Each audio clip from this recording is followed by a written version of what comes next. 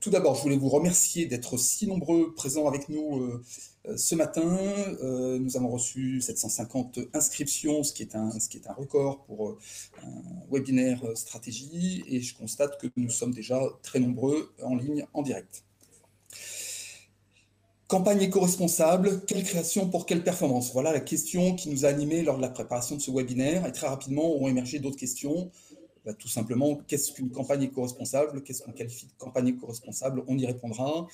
Est-ce que c'est une campagne comme une autre? Est-ce qu'il y a des tendances en matière de développement durable? Comment les marques concilient-elles les enjeux écologiques et la nécessaire performance économique d'une campagne? Voilà, beaucoup de questions. Et puis j'imagine que vous-même, vous en aurez qui vont émerger lors de notre échange. Et donc, vous avez sur votre droite le chat, voilà, qui commence à se remplir, et puis la possibilité de poser vos questions, de commenter en direct sur le chat. Et nous ferons une petite pause à mi-parcours de cette table ronde pour aborder et poser quelques questions à nos intervenants. Et puis nous y reviendrons plus largement pour 10 minutes de questions-réponses à la fin de notre échange.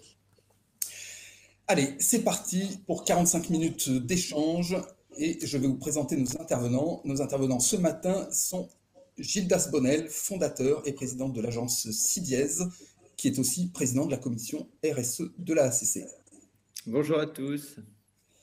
Agathe Hoffmann, responsable marque et communication de l'imprimeur en ligne Exaprint. Bonjour à tous.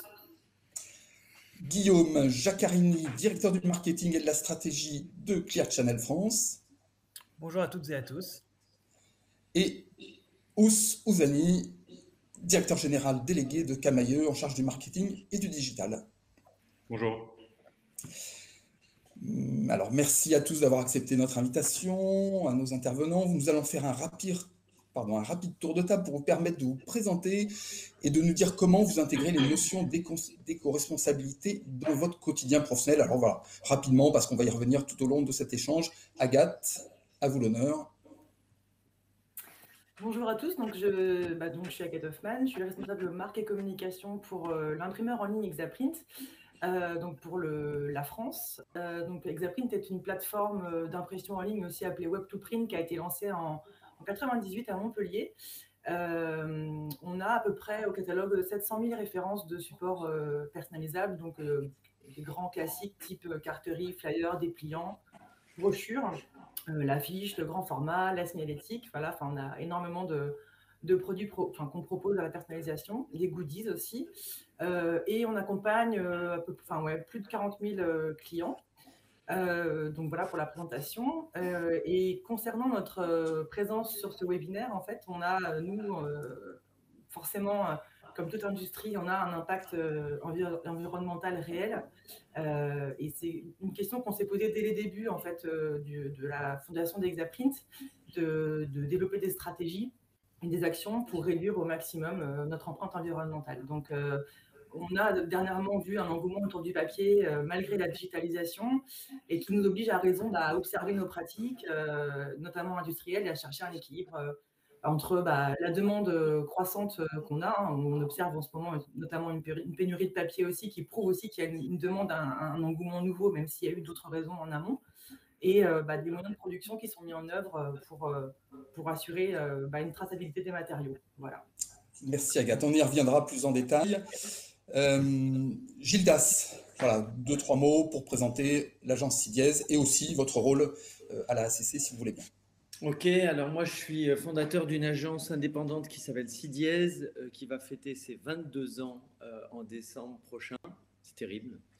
Et je suis le président de la commission RSE de l'AACC, le syndicat des agences conseillers en communication. Donc je travaille depuis le Grenelle de l'environnement. Pour les plus jeunes, c'était en 2008. Sur le sujet de l'intégration des enjeux de la transition écologique et sociale dans le monde de la communication. Alors ça veut dire dans mon métier, j'ai une agence qui est une agence exclusivement dédiée au sujet de l'expression des marques et des entreprises sur leurs enjeux de transition écologique et solidaire. Donc voilà, nous, notre métier, on est un peu monomaniaque, c'est ça, ça fait quasiment 20 ans qu'on le fait. Et puis, dans l'interprofessionnel, je porte ce sujet depuis très longtemps. Je l'ai porté pendant toute une très longue période où tout le monde s'en foutait dans le dans le monde de la communication. Aujourd'hui, tout le monde a connecté le fait que c'était un enjeu stratégique à la fois pour les annonceurs, pour les marques et pour nous, les agences, les prestataires, parce qu'on voit bien que les consommateurs citoyens sont en train d'arbitrer et d'arbitrer rapidement dans un certain nombre de segments, mais on pourra y revenir tout à l'heure. Et puis sur l'éco-communication ou l'éco-conception, j'aime bien parler d'éco-socio-communication parce que j'ai du mal à décranter les enjeux d'empreinte environnementale de nos moyens de production avec l'empreinte sociale qu'elle génère aussi. Voilà. Très bien. On y reviendra notamment sur cette dernière partie, le lien entre éco, socio, responsabilité. Guillaume, je vous laisse la parole. Alors bonjour, donc Guillaume Jaccarini, je m'occupe du marketing et de la stratégie chez Clear Channel.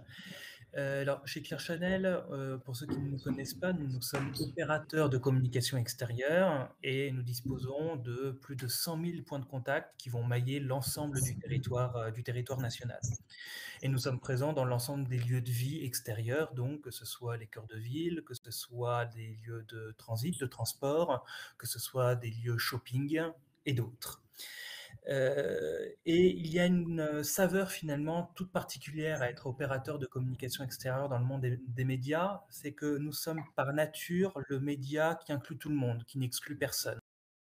Nous sommes dans la sphère publique, il n'y a pas besoin de s'inscrire à quelque chose pour accéder à ce média, il n'y a pas besoin d'être membre d'un réseau ou autre, c'est véritablement le média qui s'adresse à toutes et à tous. Et ça confère tout à la fois une légitimité. Il y a une légitimité pour les annonceurs à communiquer en publicité extérieure, à se dire que le message qui va passer, ce ne sera pas un message qui va être vu, peut-être discuté dans la sphère privée, mais bien aux yeux de toutes et tous dans la sphère publique. Ça confère une certaine légitimité, ça met ce média un petit peu à part, mais ça confère aussi une responsabilité.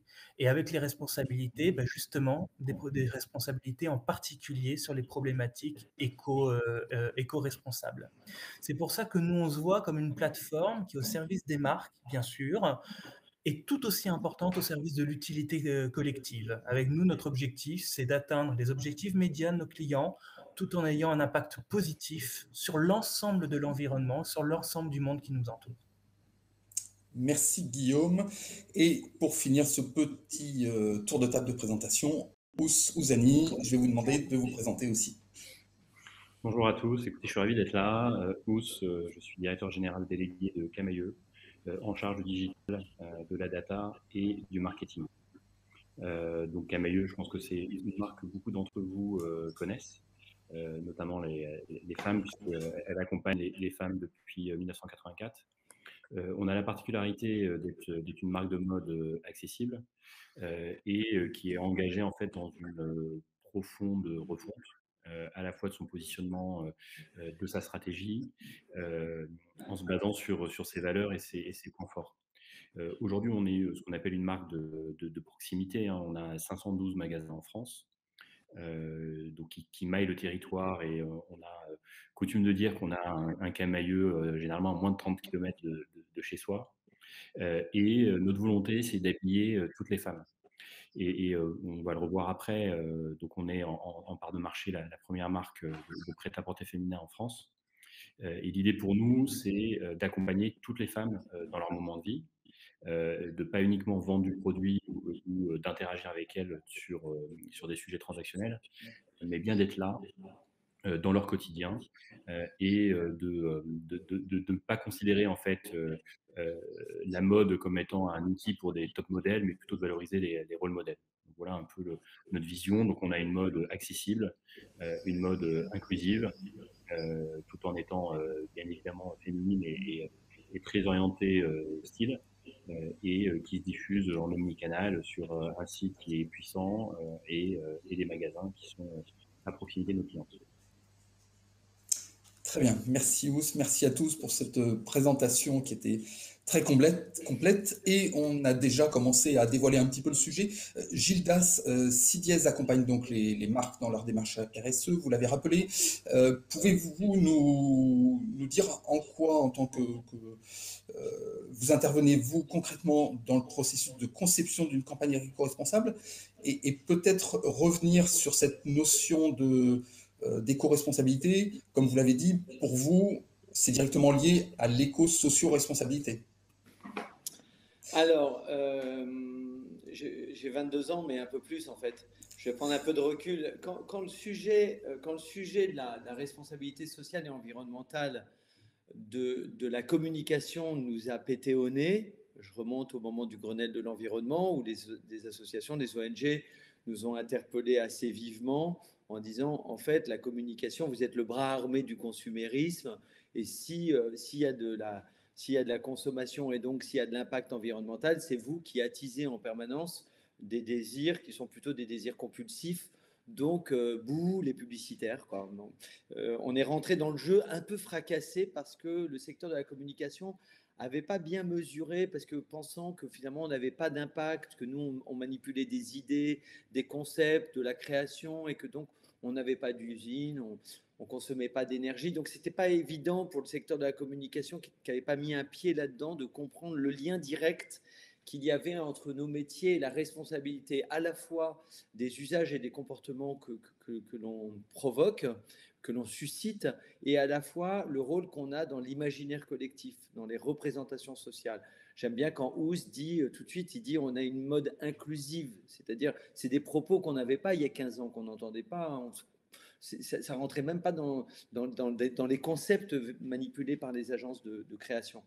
Donc, on est rentré dans une grande période absolument passionnante de se sentir concerné et peut-être le bras armé d'une transition écologique et solidaire, et donc de pouvoir participer à l'accélération de l'émergence d'une nouvelle forme de société, de nouvelles formes de consommation et de nouvelles formes de représentation.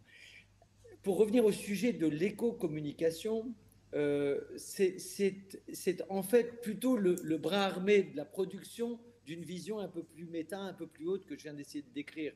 C'est-à-dire qu'en fait, on sait que l'impact le plus important des métiers de la communication, ce sont les représentations et ce sont les suggestions de comportement, d'achat ou d'usage que nous provoquons. Mais le deuxième pilier de notre responsabilité, c'est l'éco-socio-conception. C'est-à-dire qu'on a pensé que notre production, c'était pas grand-chose. Bah si, notre production, le Tour de France, c'est peut-être l'événement qui génère le plus d'impact carbone en France, mais l'affichage, je le dis à mes amis de Clear Channel ou de JC Decaux, ou le flying, et je le dis à La Poste, qui est mon client, qui fait un travail extraordinaire, le digital, qui a un impact carbone monstrueux compte tenu des serveurs et de ce qu'on est en train de faire en vidéo dans nos campagnes. Donc, en fait, il nous faut gérer les deux, c'est-à-dire qu'il faut que l'éco-socio-conception soit le bras armé d'une communication plus responsable, c'est-à-dire d'une communication qui à la fois doit avoir des messages qui prennent en compte les impacts induits dans la société et dans les comportements, mais on a de sens si on le fait, si on y réfléchit vraiment, que si on utilise des modes de production qui sont aussi mesurés. Et c'est le cas de ce que vont raconter aujourd'hui Agathe et Guillaume. Guillaume, j'ai oublié votre prénom. Agathe et Guillaume, c'est-à-dire comment est-ce qu'aujourd'hui les prestataires de services peuvent nous apporter un appui pour qu'on soit dans des productions plus mesurées. Alors, rapidement, parce que je vais faire aussi ma pub, à l'AACC, l'Association des agences conseillères en communication, on a beaucoup travaillé depuis 15 ans sur le sujet de l'éco-socio-conception. Il y a d'ailleurs un mini-site qui essaye de faire synthèse en 3 minutes du sujet sur l'éco-conception. On va l'afficher tout de suite à l'écran et donner le lien. Pardon, Gildas. Voilà. Le chat passé. Donc, je vous invite à aller voir, parce que finalement, on sait que le temps de cerveau disponible d'un créatif, c'est parfois court au moment où il se pose la question. On a essayé de donner des questions et des réponses très rapides, faire synthèse en fait en disant outil par outil, à quoi je dois penser et où est-ce qu'il y a de l'impact dans ma production. Et puis, parce que je suis aussi un communicant et un publicitaire, je fais une pub sur la Bible, je ne sais pas combien vous êtes de connectés, mais l'ADEME, qui est l'Agence de la transition écologique, avec qui je travaille beaucoup, a publié un nouveau guide de la communication responsable qui est vraiment à vous offrir à tous pour Noël ou pour votre fête, parce que c'est un outil hyper pratique qui permet de bien qualifier tout ce dont on va parler aujourd'hui. Ça y est, j'ai fini. Voilà, et ce guide, vous pouvez vous l'offrir d'autant plus facilement qu'il est gratuit, il est téléchargeable sur le site de l'ADEME. Non, non, non, On... non, non, ça c'est pas Pardon, vrai. Il est téléchargeable, mais d'accord, non, il est payant, il coûte 12 pardon, euros. excusez-moi. Vous savez, les pouvoirs publics n'ont plus l'argent qu'on avait avant. Il n'est pas en open source parce qu'il y a un éditeur derrière, Ok, mais en tout cas, on vous met le lien vous d'accès pouvez en faire directement, photocopie. et peut-être que Gildas nous fera avoir une petite remise à l'ADEME. Allez, très rapidement, Gildas, en 2 mots, je vous redonne la parole. Peut-être qu'on aurait dû commencer par ça, c'est de définir qu'est-ce que c'est qu'une campagne ou une démarche éco-responsable au sens de l'AACC. Oh là. Alors, Est-ce qu'il y a une définition déjà? Alors, on a défini la responsabilité dont je parlais tout à l'heure, c'est-à-dire la responsabilité de nos métiers en agence, c'est-à-dire le pilier 1 qui est la responsabilité des messages, le pilier 2 qui est l'éco-socio-production ou l'éco-communication, et le pilier 3 qui est la gouvernance des agences, c'est-à-dire quelle est la relation qu'on a entre agences annonceurs, quelles sont les conditions de travail d'un collaborateur, comment on gère les talents, etc., etc. La formation. Donc, si je reviens sur le pilier 2, en fait, la définition, ce n'est pas une définition de la ACC, c'est une définition qu'on partage avec l'ADEME. D'ailleurs, sachez qu'en open source, on a fait un cours de communication responsable avec l'ADEME. Donc, vous pouvez aller le télécharger, je vous mettrai le lien, qui est hyper intéressant et éclairant sur tous ces sujets-là.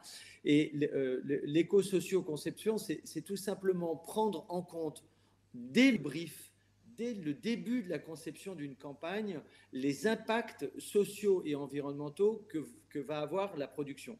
Et donc, c'est assez facile de se dire, OK, j'ai l'intention de faire une campagne multicanal, je vais faire de l'affichage avec Clear Channel, je vais faire du print avec Exaprint et je vais faire un bel événement avec qui sais-je. Et donc, je dois absolument, dès le début de la conception, chercher les prestations, les formats qui sont les plus en adéquation avec la performance attendue et l'empreinte sociale et environnementale que j'aurai derrière.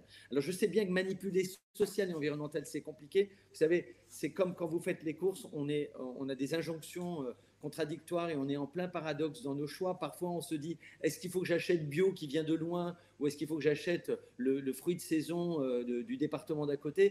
C'est un petit peu la même chose. L'essentiel, c'est de se poser et de réfléchir. Et nous, dans la filière de la communication, on est en train de faire un énorme chantier depuis la Convention citoyenne pour le climat, de façon à ce que les médias, les prestataires soient capables de vous éclairer sur les impacts environnementaux, l'impact carbone, donc l'impact climat, mais aussi les impacts sociaux. Et c'est hyper intéressant quand Agathe nous dit 90% de sa production de mémoire, c'est une production régionale française. Bah oui, ça fait moins de camions sur la route, ça fait du boulot. On n'est pas payé pareil quand on est payé en France que quand on est payé en Pologne. Voilà, j'ai peur de prendre trop de temps. On va y revenir, et merci en tout cas Gildas de cette explication, définition très claire. Ous, je reviens vers vous.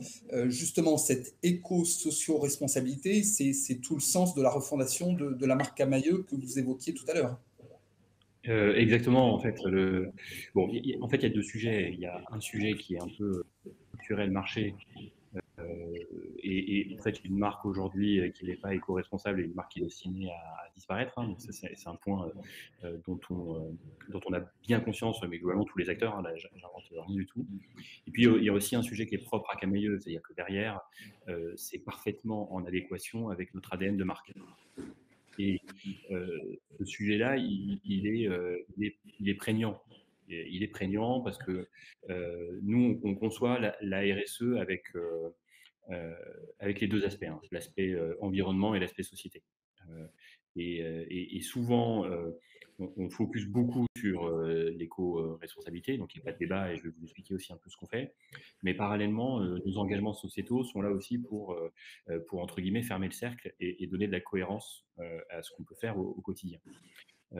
Côté éco-responsabilité, on a fait un boulot assez énorme et qui a été, je je dirais presque drastique sur ce sujet.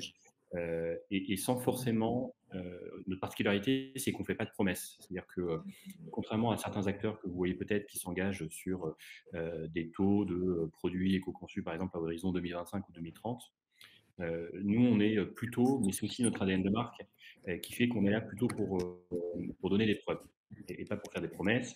Donc là, aujourd'hui, on a à peu près 50% de notre collection qui est éco-conçue. Là, on parle bien de produits, hein, c'est-à-dire que soit on fait appel à des matières bio, matières recyclées, à des empreintes dans la conception qui sont fortement réduites en termes d'impact environnemental. On a baissé notre part de fournisseurs. Alors, je ne sais pas si vous savez, hein, beaucoup d'acteurs de la mode accessible se fournissent historiquement en Asie. On a fait passer la part de nos fournisseurs Asie de 95% presque à 65-70% aujourd'hui, en moins d'un an. Donc, quand je vous parle de quelque chose de drastique, c'est le cas. Donc, on conçoit des produits aussi inclusifs, hein, en termes de taille, en termes d'impact sociétal. C'est tout aussi important d'inclure en fait l'ensemble des morphologies, l'ensemble des typologies de consommatrices et de clientes. Et puis derrière, on anime aussi notre relation à notre cliente avec, on va dire, avec un niveau de prise de conscience éco-responsable. C'est-à-dire qu'aujourd'hui, par exemple, on a intégré ce qu'on appelle la garantie yo-yo, qui était un de nos gros buzz en début d'année scolaire. À partir du mois de septembre, notre garantie yo-yo permettait en fait à chaque femme de changer de jean dans l'année qui suit l'achat du jean, si jamais elle change de taille, donc pour une taille de plus ou une taille de moins. Parce que en fait, on ne met pas de pression aux personnes qui font un yo-yo dans leur poids. Moi, ça m'arrive à titre perso, bon, je ne suis pas une cliente Camaïeu, mais en l'occurrence, on a des clientes aujourd'hui qui peuvent prendre du poids, perdre du poids pour un certain nombre de raisons qui sont propres. Et donc, nous, on considère que ça ne doit pas être un frein.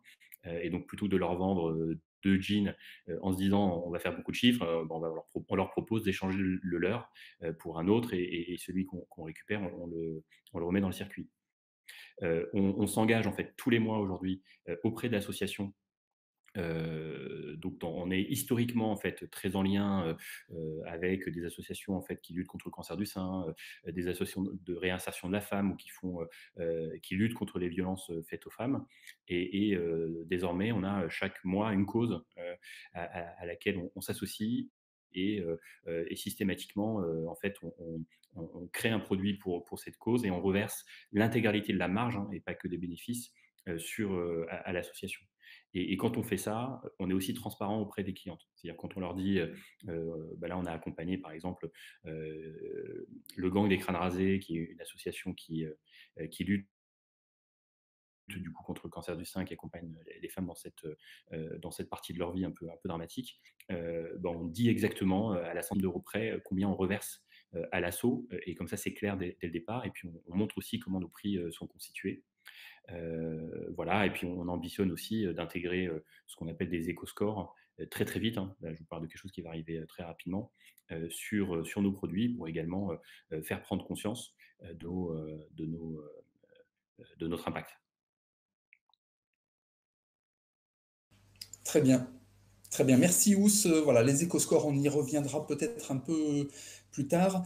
Guillaume, vous, chez Clear Channel, donc vous dirigez le marketing et la stratégie, vous avez tendance à dire que l'éco-responsabilité, c'est directement lié à vos missions. En quoi c'est lié ? Oui, alors clairement, on pense que c'est cœur et que c'est finalement au cœur de la mission de Clear Channel. Et pour reprendre ce qu'ont dit Gildas et Ous, vraiment pour nous aussi, la manière dont on l'envisage, c'est l'éco-socio-responsabilité. Cette composante sociétale est clairement pas à scinder ou à mettre à côté de la composante écologique ou la composante environnementale. Pour nous, le bien commun est contribué à la partie environnementale. Il y a le volet écologique, il y a le volet sociétal également.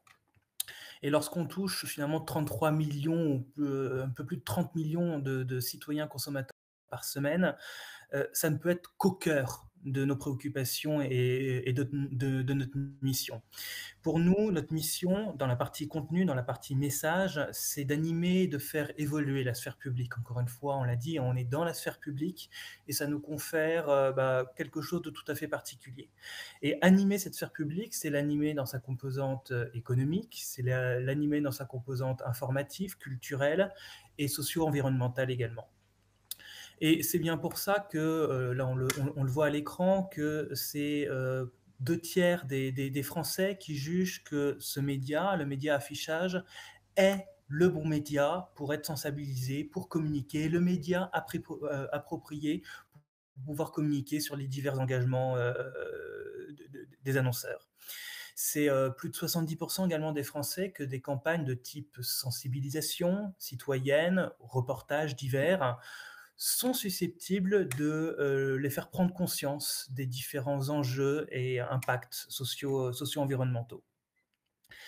Lorsqu'on voit sur le slide suivant les différents engagements que l'on se donne, il est important de se dire et de se rappeler que la publicité extérieure est le seul média qui est soumis au Code de l'environnement. Au-delà de ça, vu que nous sommes dans la sphère publique, il y a une partie finalement de notre modèle économique qui est encore une fois tout à fait particulier, avec un réinvestissement dans le bien commun. À titre de comparaison et à titre d'exemple, chez Clear Channel, sur les 10 dernières années, c'est plus d'1 milliard d'euros de redevances qui ont été reversées aux collectivités publiques. Et donc cette manne financière qui peut ensuite être réinvestie dans tout un tas de sujets, des sujets sociétaux, des sujets environnementaux, donc au libre choix des différentes collectivités. Donc nous sommes profondément ancrés dans la vie locale, dans la vie collective, dans la vie publique, et ça fait partie de notre ADN, de notre mission. Au-delà de ça, maintenant, chez Clear Channel, effectivement, nous avons nos propres engagements. Vous les voyez ici, engagement de réduire nos émissions de gaz à effet de serre à 50% d'ici 2030. Et au-delà des engagements, des choses que nous mettons en place dès à présent. Alors, je ne vais pas tous les citer, mais par exemple, on a des engagements de diffusion, de programmes de sensibilisation, notamment avec un partenariat exclusif avec Brut, des messages donc Brut Nature, qui vont permettre justement de sensibiliser les citoyens aux différents enjeux environnementaux. Enfin, sans faire la liste après des engagements, mais c'est plus d'1 million d'euros également sur lesquels on s'engage chez Clear Channel, dans des investissements, donc dans des campagnes gracieuses, et qui vont être proposées à un tiers à composante et à messages environnementaux, un tiers messages liés au handicap et un tiers de messages liés à la solidarité.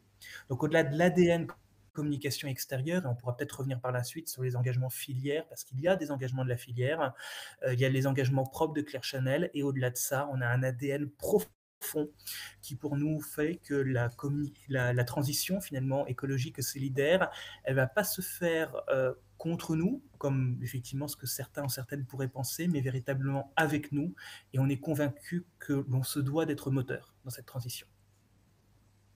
Parfait. Merci Guillaume.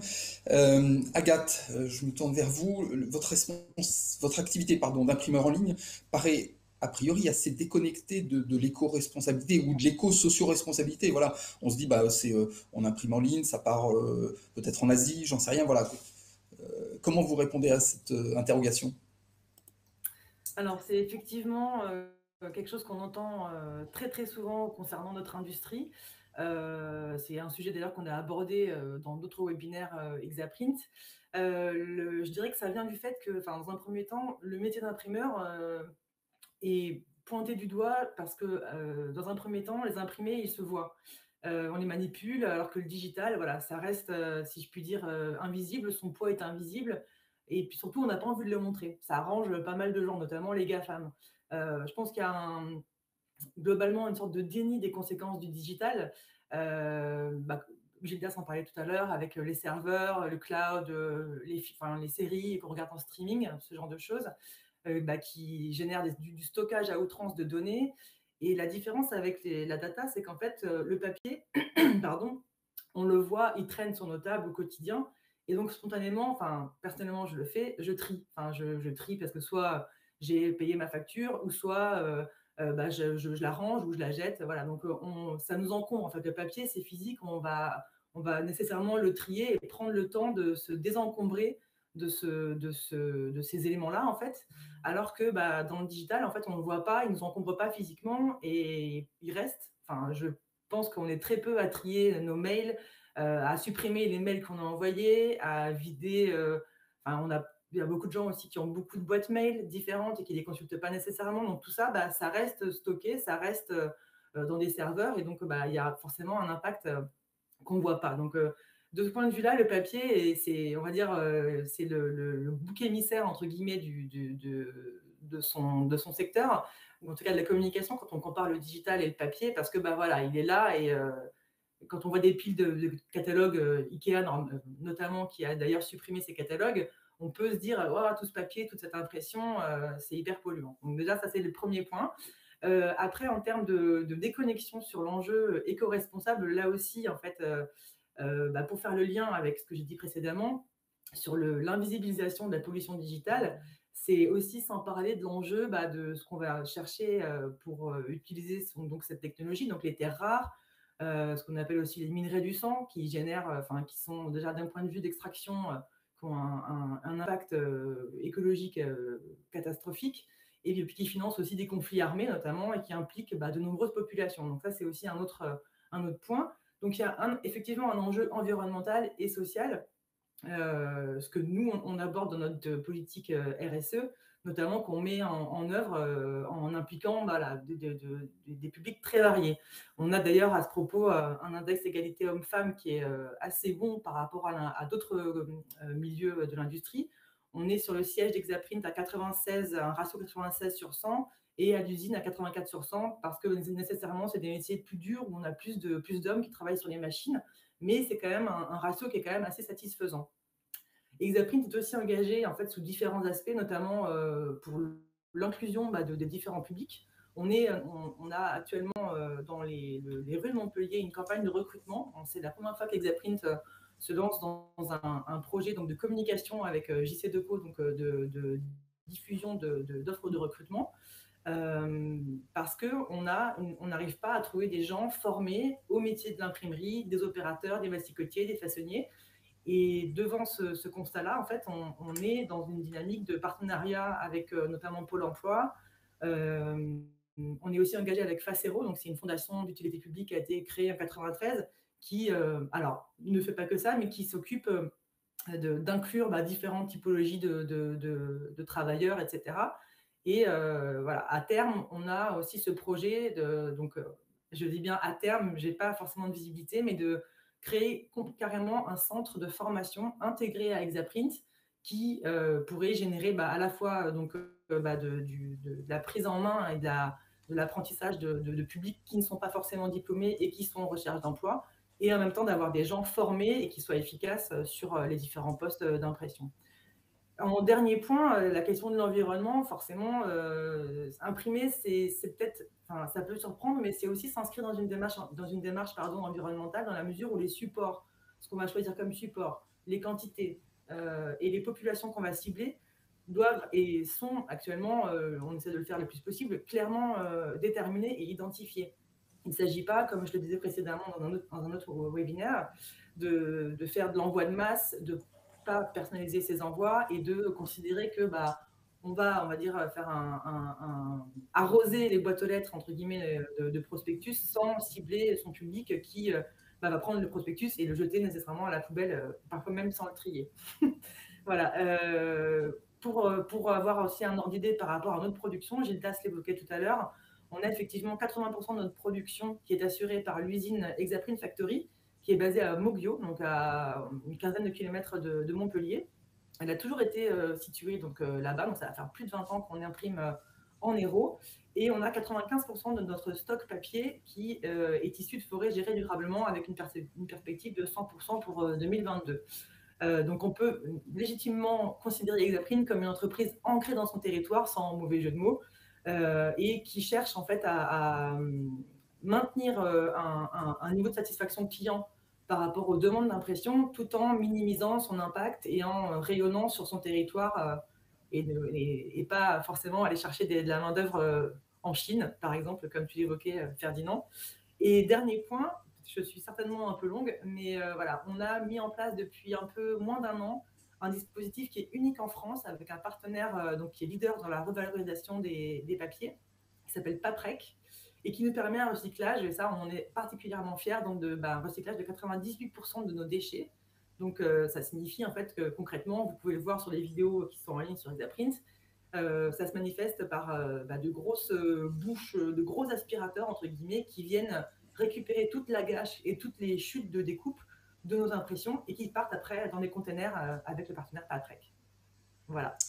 Parfait. Merci Agathe de cette réponse très, très détaillée. Peut-être qu'on reviendra un petit peu sur différents points. Ce que je note effectivement entre ce que dit Agathe et ce que dit Ous, c'est que la question de la relocalisation est étroitement liée à cette question de l'éco-socio-responsabilité. Voilà, peut-être on développera ce point-là un petit peu plus tard.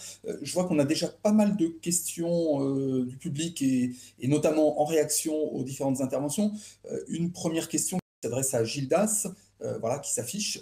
Tour de France, l'événement qui génère le plus d'impact carbone en France. On est sûr de ça. Il y a une étude sur le sujet. Voilà, je reprends la question de Ludovic Moulard, mais est-ce que tout simplement, voilà, je m'inquiète, moi, en tant qu'organisateur d'événements, de l'impact carbone de mon futur événement. Comment je peux mesurer ça, auprès de qui, etc.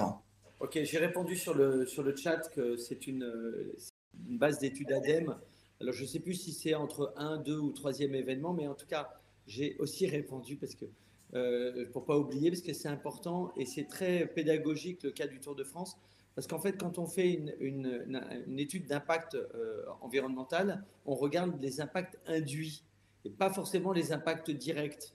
Les impacts directs, c'est toute la gabegie des produits publicitaires et surtout l'énergie du véhicule, de la caravane du Tour de France. C'est des tonnages de camions, de bagnoles et de motos et de caméras. Mais surtout, l'impact induit un coût énorme parce qu'il y a des millions de gens qui vont voir le Tour de France tous les ans et qui prennent leur voiture individuelle pour traverser le département pour aller voir passer le Tour de France. Et c'est le calcul de cet impact induit qui fait que le Tour de France est si ce n'est un des 3 événements les plus émetteurs.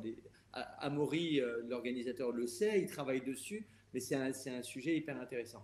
Et le site, si le sujet de l'événement, qui est pas un peu hors propos, mais ça reste de l'éco-conception, vous intéresse, le site moteur ou outil le plus intéressant, c'est ADERE, le site de l'ADEME, ADERE.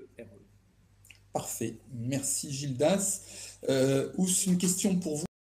Voilà, en quoi la garantie yo-yo permet-elle aux femmes, aux hommes, pourquoi pas, de gérer ce problème qui touche à leur santé et comment cette initiative ambitionne de participer aussi à une problématique de santé publique? Voilà, Catherine Dupuis qui pose la question. Donc moi, je réponds en live aux questions au fur et à mesure sur le chat. En fait, la question c'est, donc il faudrait repréciser en fait la question, mais moi j'interprète comme ça.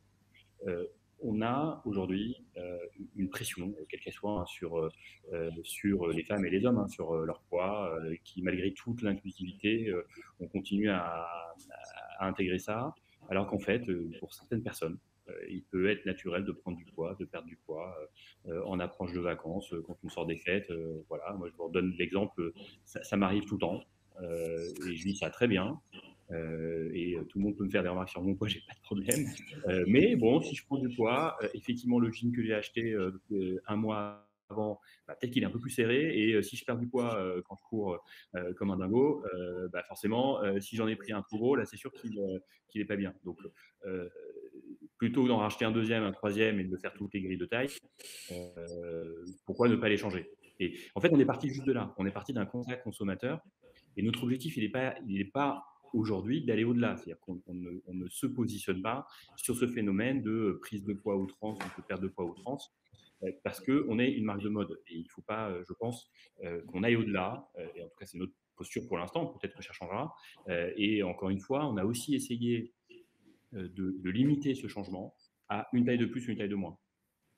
Et c'est aussi un point important, c'est-à-dire que changer un jean pour un jean, on aurait pu se dire, en fait, si on prend deux tailles, si on perd 2 tailles, 3 tailles ou 4 tailles, c'est la même chose. Pour nous, en théorie, oui. Mais sauf que une taille en plus ou une taille en moins, on reste dans ce petit irritant du quotidien qui fait partie de la vie de tout le monde. Si on était allé un peu plus loin, effectivement, là, on aurait ouvert la porte à d'autres problématiques sur lesquelles nous, on n'a malheureusement pas d'impact. Mais on est là, encore une fois, l'ADN de la marque, c'est d'accompagner les femmes dans leur vie au quotidien.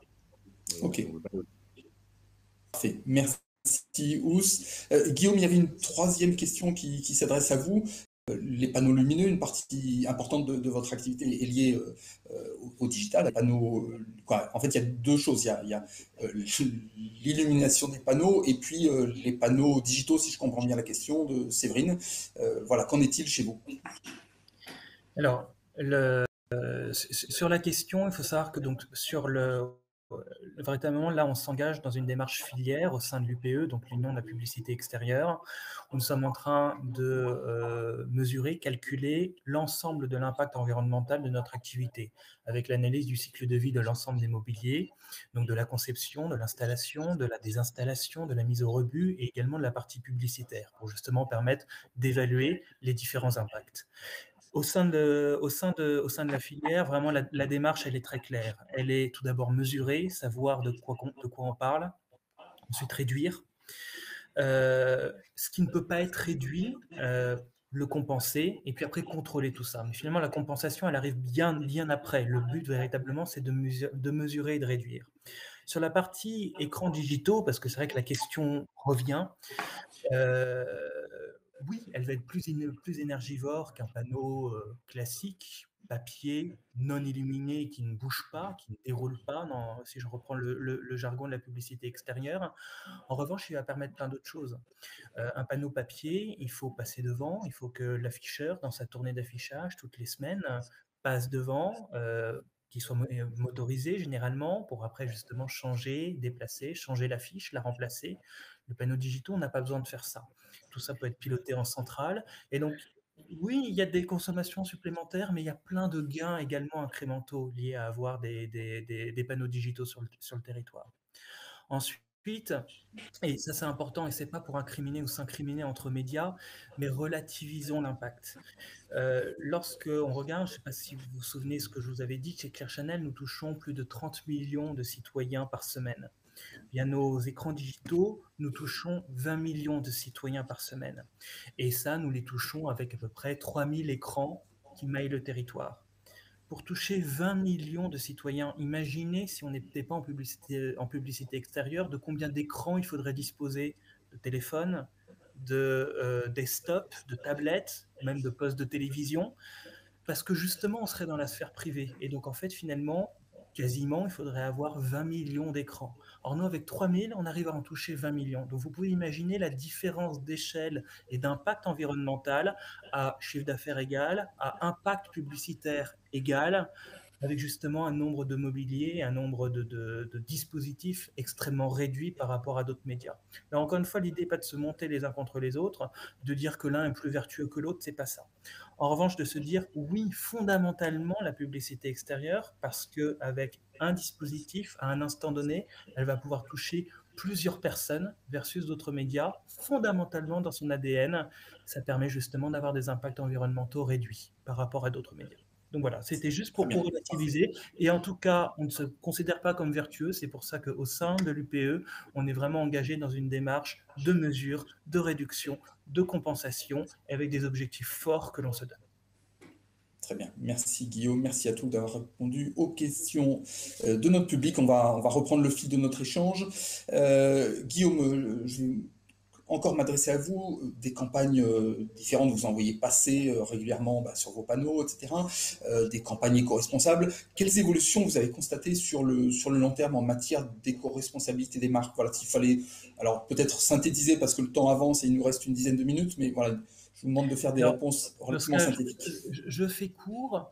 Nous avons relancé l'année dernière une offre verte, justement donc, sur la partie print, qui permet donc justement aux annonceurs de bénéficier de campagnes moins énergivores, avec encre végétale, donc sans solvant, papier recyclé. Et on a vu véritablement un engouement pour cette offre. Ce qui est intéressant, c'est qu'on l'avait déjà lancé il y a à peu près 10 ans, je crois, dans des conditions similaires, et on a vu finalement aucun retour du marché. Là, on l'a relancé, et là, pour le coup, c'est plus de 100 campagnes, de 100 souscripteurs de ce type de campagne que l'on a pu avoir sur une année. Donc finalement, l'écho de cette offre est inimaginablement différente en quelques années.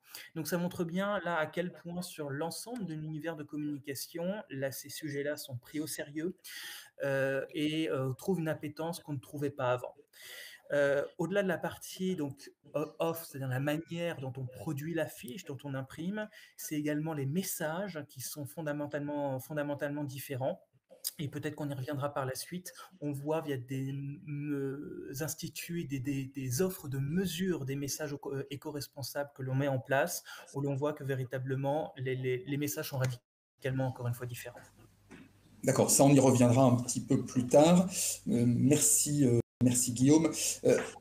Agathe, vous, dans le print, quelles sont les tendances que vous constatez? Comment vos clients abordent-ils la question de la créativité, voilà, dans le print? Alors, on est face à, j'ai envie de dire, un grand dilemme.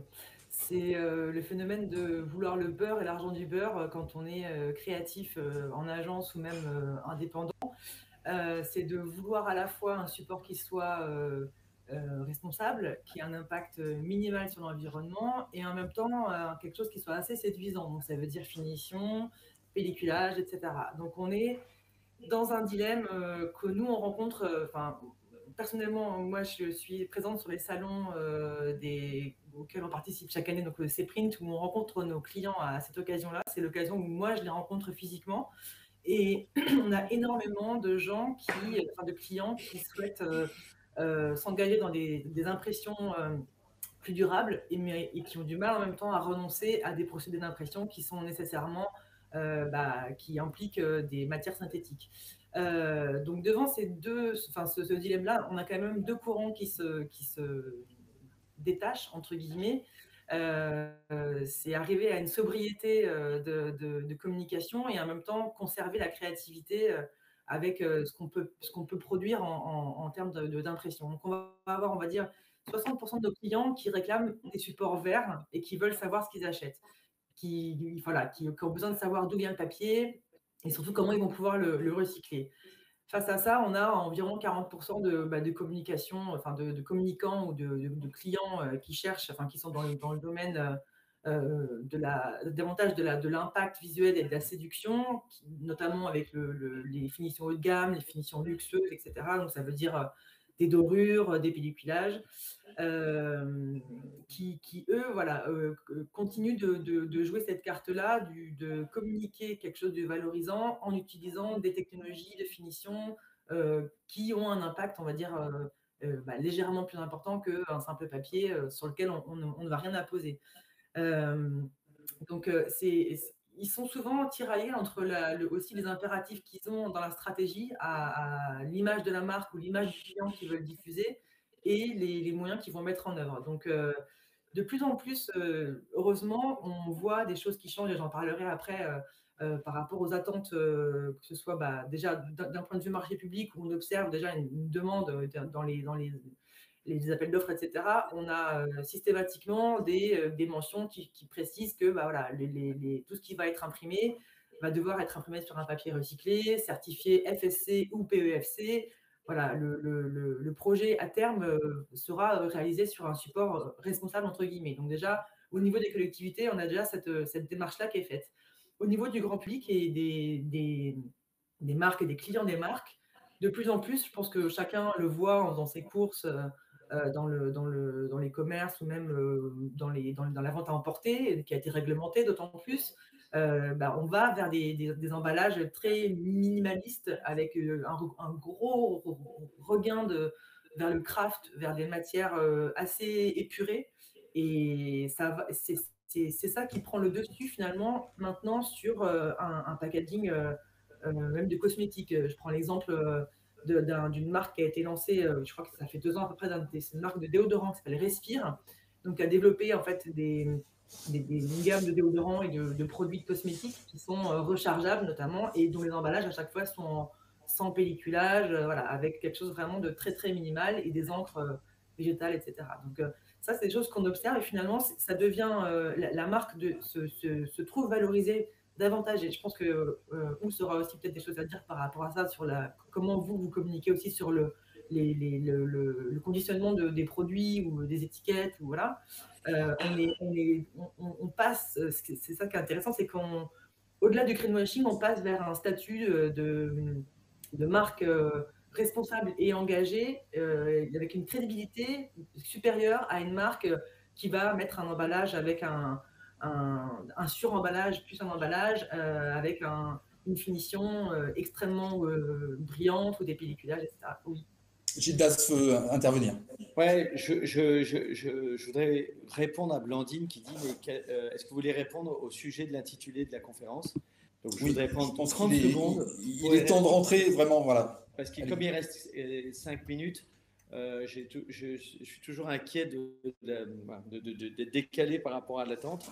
Le sujet que j'ai entendu ici, alors déjà, je vais faire mon chiant parce que j'ai été aimable au début, c'est j'entends encore beaucoup de globalisation dans les allégations. Donc, je suis aussi là avec ma casquette corporatiste, ARPP, je suis administrateur de l'autorité de régulation professionnelle de la publicité.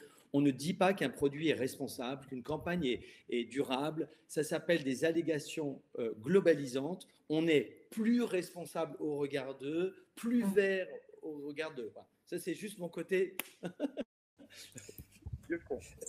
D'ailleurs, Gildas, l'ARPP, oui, l'ARPP a aussi édité un guide là-dessus, voilà, qui est très complet. Ça fait 15 ans qu'on martèle qu'il faut fuir toutes les injonctions globalisantes. Un produit n'est pas écologique, un jean n'est pas green, n'est pas voilà. Et donc il faut absolument que les marques et les gens autour dans ce webinaire comprennent et aillent voir la recommandation publicité et développement durable de la RPP, parce qu'on s'en sortira pas. C'est la DGCCRF qui publie la liste des allégations interdites en communication. C'est pas l'autorégulation. Mais je voulais juste, en prenant 20 secondes de plus, répondre à Blandine, parce que je l'ai entendu dans ce que disait Agathe en ce moment. Quand on entend aujourd'hui qu'il y a encore des commandes de dorure à chaud, de vernis sélectif, et qu'on pense qu'il y a tiraillement entre le chic, le luxe, le classe et l'éco-conception, moi, je pense qu'il y a un nouveau luxe qui est en train d'apparaître, c'est-à-dire que la sobriété apportée par l'éco-conception est aujourd'hui un marqueur d'une tendance sociétale puissante. Et regardez les grandes marques de luxe, elles sont en train d'abandonner les oripeaux de ce qui devient un luxe cheap, une espèce vous savez, c'est les gâteaux avec plein de chantilly et plein de bonbons dessus, quoi. Aujourd'hui, je pense que la question posée par cet intitulé, c'est comment est-ce que l'on peut prétendre faire du beau design, du beau graphisme, de l'élégance dans les messages et d'avoir une légèreté. Et comment est-ce que la légèreté aujourd'hui peut être un signal fort à la fois d'engagement socioculturel pour une marque, mais aussi de prise de conscience que le secteur de la communication s'empare de ces sujets-là et dégage, s'allège un petit peu de ces artifices qui ne sont plus à la mode ou qui ne le seront plus du tout demain. Voilà, j'ai terminé. Merci.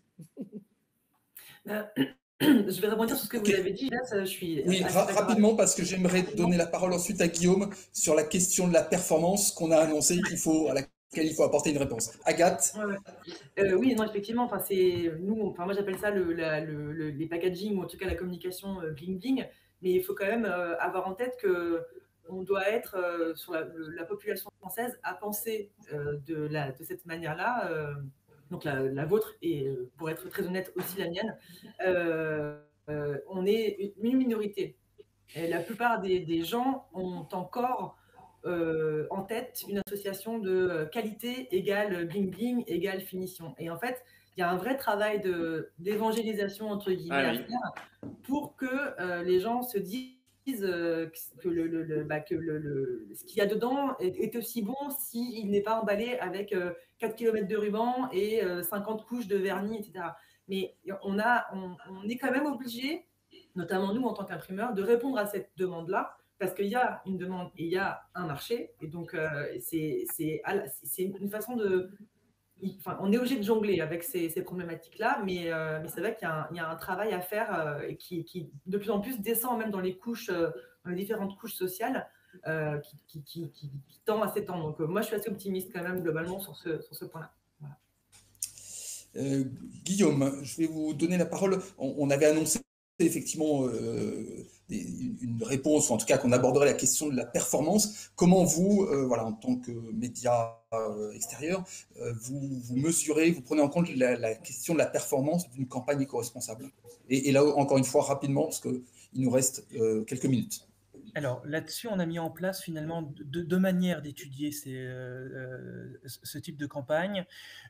La première manière, une étude, une méthodologie qu'on a appelée Drive to Purpose, qui justement permet de mesurer finalement la raison d'être du message. Et est-ce que le message fait écho aux raisons profondes de l'audience, du citoyen consommateur et de ses motivations. Je ne sais pas si on peut voir le slide. Alors, on avait quelques campagnes, mais après, sans forcément citer les marques. Le but, c'est justement d'aller mesurer pour les campagnes qui le souhaitent, comment les messages sont reçus en termes de contribution positive à la société, à l'environnement, à l'économie, à la sensibilisation aux différents enjeux, la sensibilité, l'incitation à modifier tout un tas de comportements.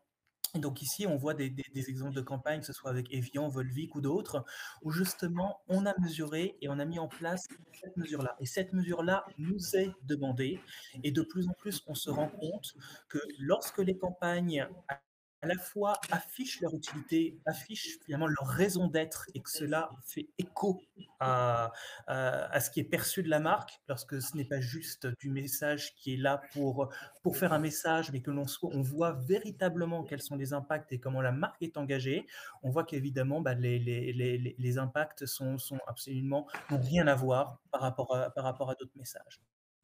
L'autre manière de le voir aussi, c'est ce que l'on a appelé notre AdScore et DigiScore Green, où le but, c'est de analyser sur un panel d'impliqués RSE, alors peu, moyennement, ou beaucoup impliqués RSE, la différente perception des messages. Et donc justement, là, l'idée, c'est de se voir, et on voit un exemple avec BIC, qui a voulu mesurer quels étaient leurs sur la campagne. Donc là, on en voit deux exemples sur le slide suivant. Je ne sais pas si vous avez vu la campagne, c'est sur le stylo Bic, quand je serai grand, je serai un banc, ou alors qui montrait qu'effectivement, c'était fabriqué en France. Voir comment est-ce que ces messages-là sont réceptionnés par les fortement impliqués RSE. Mais au-delà de ça, et au-delà d'être fortement impliqué RSE, le but, c'est de pouvoir segmenter, parce qu'on peut aussi vouloir s'adresser à des personnes, à une population faiblement impliquée RSE, pour justement voir comment est-ce que le message est appréhendé, est-ce que ça les fait changer d'avis, est-ce que ça les incite, est-ce que ça les intéresse. Et donc justement, l'idée, c'est de pouvoir mesurer dans l'ensemble de ces composantes tous ces messages-là. Parfait, merci Guillaume. Ous, justement, vous venez de prendre la parole avec une campagne qui a été assez originale. Vous ne montriez pas les femmes portant vos vêtements. Peut-être y revenir très rapidement, mais en quoi votre campagne a-t-elle été éco-conçue ou non, et pourquoi? Alors, moi, je rejoins pas mal Gildas dans ce qu'il dit, c'est-à-dire que nous, dans les termes qu'on emploie, on ne vend pas de produits verts, hein. On vend des produits qui sont éco-conçus ou qui ont un impact qui se réduit petit à petit. Et ce qui est important pour nous, c'est le chemin, hein. Et on s'améliore de jour en jour. Donc, je suis très, très, très en phase avec ce qui vient d'être dit. Notre campagne, en fait, elle a été réfléchie toujours en partant du principe qu'on voulait mettre en avant les femmes. Et on a tous en image, en fait, on est capable d'ouvrir aujourd'hui, de feuilleter un magazine de mode et sur les pages, toutes les publicités sont quasiment les mêmes, puisqu'on voit une femme, un homme dans une action et dans un environnement un peu fantasmé et qui porte des vêtements avec parfois, alors si on n'est pas une marque de luxe, le prix qui est affiché en bas, et si on est une marque de luxe, il n'y a pas de prix. Et on est incapable de mettre des noms en fait, de marques sur ces publicités. Et nous, à partir du moment où on s'est dit on met en avant les femmes, En fait, quand on les met en avant, on n'a pas forcément besoin de les draper de vêtements camailleux dans un environnement fictif. En fait, on les met en avant dans leur vie au quotidien. Donc là, on vous montre quelques visuels de campagne. Donc, on a fait 8 portraits de femmes dans leur métier du quotidien. Et en fait, là, par exemple, la chef ou tout à l'heure, la sapeur-pompier, en dessous de leur tenue de travail, porter du camailleux ou pas. Ça peut être un jean, ça peut être une jupe, ça peut être un chemisier, un pull chaud ou froid, peu importe. On les voit dans leur quotidien. Et en fait, c'est une campagne qui a du coup marqué les esprits. On a fait un casting local, donc tout était tourné à Marseille pour des raisons évidentes, notamment de storytelling, parce qu'on avait une pêcheuse. Et la moitié des femmes que vous voyez font à la vraie vie le métier qu'elles représentent face caméra. Et en fait, elles ne s'attendaient pas du tout à participer à ce type de campagne. Ok, merci. On va poser les questions du public, mais peut-être vraiment en quelques mots, Gildas. On l'a vu, il y a des enjeux de long terme, mais en même temps un impératif de court terme pour les entreprises. Comment les marques arrivent à concilier tout ça, court terme versus long terme? Ah non, je peux pas en 2 minutes. Cette question est trop large. Non, je peux pas. Alors, on fera un webinaire dessus spécifiquement. Oui, non, je prends le ballon pour dire à Ous que cette campagne est magnifique parce que vendre de la valeur d'usage plutôt que de l'usage, mettre non pas le produit au centre, mais la cliente dans ce qu'elle a de global. Et j'avais envie de lui dire parce que je trouve que vraiment le job est très intéressant. Après, il n'a pas parfaitement répondu au sujet d'éco-socio-conception, c'est-à-dire moi, ce qui m'intéresse, voilà, dans mon quotidien aujourd'hui, c'est comment est-ce qu'on fait pour mesurer tout ça, quels sont les indicateurs qu'on peut avoir, c'est-à-dire comment est-ce qu'on peut mesurer l'empreinte environnementale. Guillaume en a parlé, l'UPE fait un boulot superbe, on est en train, toute la filière, de mettre en place des outils de mesure carbone, mais il n'y a pas que des outils de mesure carbone de nos créations, de nos productions et des moyens de diffusion, il y a aussi des impacts sociaux. Et voilà, je pense que ce qui est intéressant, et je vous invite à refaire un tour de piste sur le sujet-là, c'est une fois qu'on a parlé de ça, c'est comment est-ce qu'on caractérise les critères, comment est-ce qu'on fait des vrais indicateurs, comment est-ce qu'on peut aider une belle marque comme Camaïeu à se dire, ok, les femmes en question, comment je les ai embauchées, sur quels critères, quelles sont les femmes que j'ai mis en valeur, est-ce que je les ai rémunérées, qu'est-ce qu'elles ont gagné à ce deal-là, qu'est-ce qui s'est passé avec le territoire. Bref, il y a plein de sujets à creuser derrière qui me paraîtrait intéressant. Pardon d'avoir shooté la question. Merci. Non, mais très bien. Merci. Non, mais c'est très bien. Merci en tout cas pour cette réponse en forme de conclusion. Moi, ce que je retiens de vos échanges, les idées forces, voilà, pour alimenter la réflexion de notre auditoire, c'est peut-être la modestie des acteurs, vous l'avez dit tous, il faut être transparent, il faut reconnaître qu'on n'est pas green et que, voilà, en tout cas, l'afficher et dire qu'on s'améliore. Il y a la question de la relocalisation, évidemment, qui est clé là-dessus, et en matière économique aussi. Et puis aussi, faire de la pédagogie. On voit bien, il faut continuer à en faire. Gildas, vous l'avez dit. Il y a des outils pour ça. L'ACC, l'ARP, l'ADEME, l'ADER ont édité des guides de bonne conduite et je vous invite à les consulter. On vous les a partagés. Les questions de nos auditeurs. Allez, on va commencer par la première question qui s'adressait à Ous. La question du recyclage des matériaux et peut-être de la deuxième vie aussi des produits chez vous en 1 minute, Ous. Merci. Je vais essayer d'être rapide. En fait, c'est un vrai sujet. On a été la première marque de mode à lancer une offre de seconde main en dehors des circuits classiques, Vinted, Le Bon Coin. Donc on l'a fait il y a presque 3 ans maintenant, dans une formule qu'on a testée pendant 1 an et qui en fait n'a pas fonctionné parce que en termes de parcours client, elle ne s'y prêtait pas. Donc là, on a repensé le truc, on a rebossé et on a relancé il y a une grosse semaine une offre de seconde main qui s'appelle Comeback et qui est mise en test dans une quinzaine de magasins. Donc voilà, donc en fait, quand on parlait d'humilité et de test and learn, en fait, personne ne détient la vérité. Donc on teste, on voit avec nos clients ce qui marche pas. On a fait la seconde main, on va en refaire, on va essayer de s'améliorer sur ce sujet. Et puis en parallèle, tous nos produits qui sont défectueux sont upcyclés. C'est-à-dire qu'on les reprend et on les remet dans le circuit. Et puis pareil, c'est des sujets sur lesquels on va mettre en place de plus en plus de choses pour en fait tenir une promesse qui est que notre produit, on prend conscience de son cycle de vie. C'est-à-dire que ça ne s'arrête pas au moment où il quitte la caisse de Camaïeu et qu'il repart dans le sac de notre cliente. Et notre responsabilité, elle va au-delà. Elle va sur comment est-ce qu'il est entretenu, comment est-ce qu'il est pris en main, comment est-ce qu'il est revendu, pourquoi pas il passe d'une personne à une autre, comment est-ce qu'il est remis dans le circuit. Et donc, c'est bien comme ça, avec cette vision transverse, qu'on aborde le sujet. Très bien. Merci Ous pour la synthèse de votre réponse, la brièveté en tout cas. On a une autre question sur la responsabilité des messages.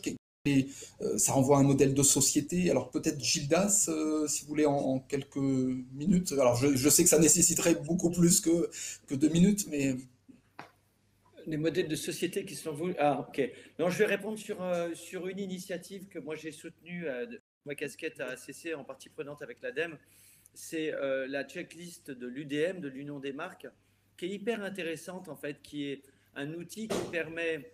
Alors je fais un pas de côté, pardon, je vais trop vite à vouloir gagner du temps. En fait, la question que vous posez, c'est quels sont les modèles idéaux à véhiculer. Mais nous, le secteur de la communication, de la publicité et des médias, on ne se pose pas la question de se dire quand je vends des fringues ou quand je vends de la mobilité,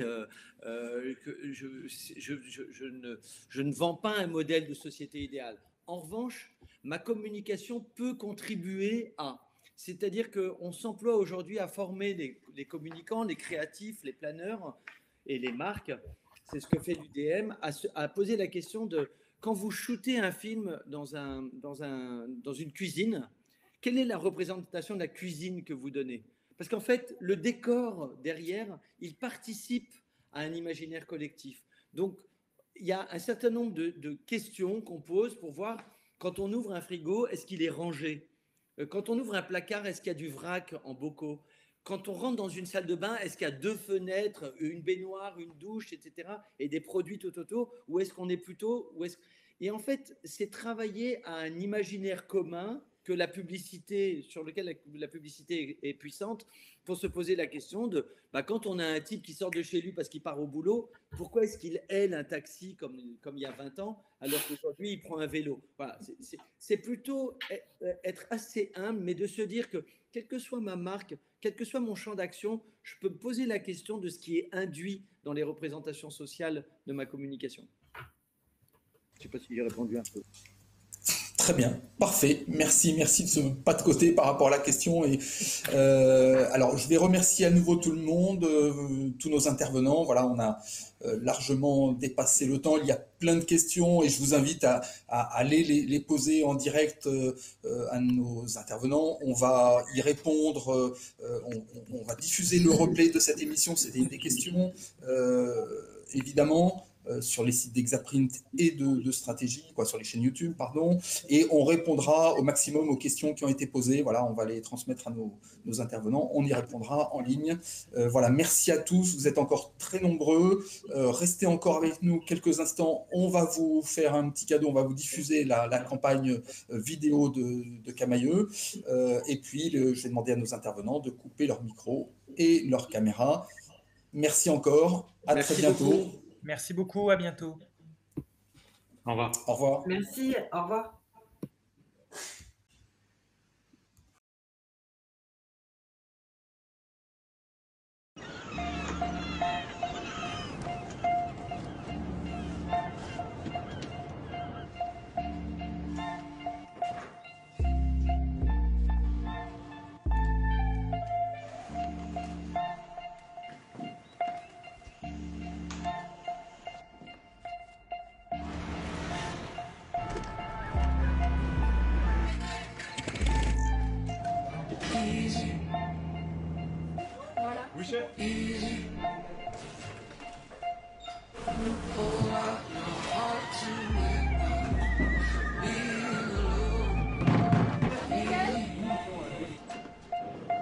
moi.